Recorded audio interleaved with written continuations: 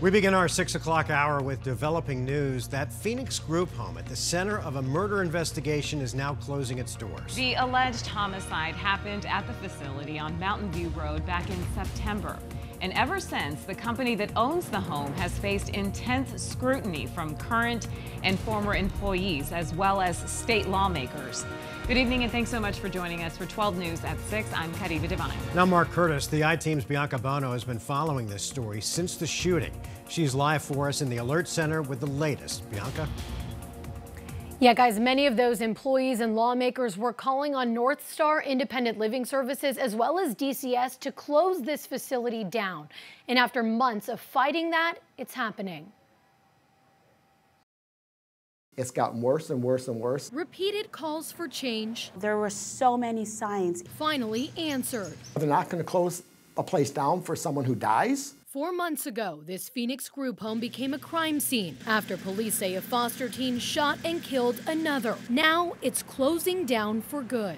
It took this young man's death for an investigation to happen when it should have happened a long time ago. The state-licensed group home on Mountain View Road near 19th Avenue in Peoria is one of several owned by North Star Independent Living Services. Current and former frustrated North Star employees spoke out to 12 News following the shooting, detailing disturbing incidents they've witnessed for over a year. Multiple overdoses, including overdose deaths, weapons stashed in rooms, little to no security, and low staffing levels, all of which they detailed in reports sent to both North Star management and DCS. I've never been somewhere else where there's unlocked gates and doors everywhere. Anybody can just walk on site. Back in September, outgoing DCS Director Mike Faust was pressed by lawmakers, asking why the facility was allowed to remain open. Does that help kids?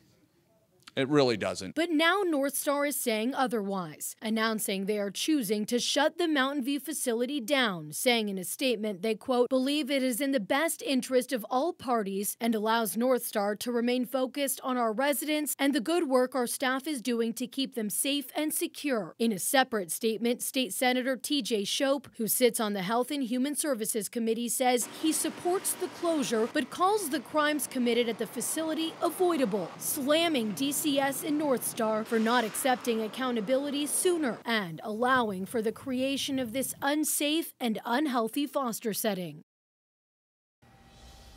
And North Star says they're working with DCS to move all of the residents by the end of January, and employees there have been offered jobs at other North Star facilities. DCS says bed capacity is not an issue right now. Bianca Bono, 12 News.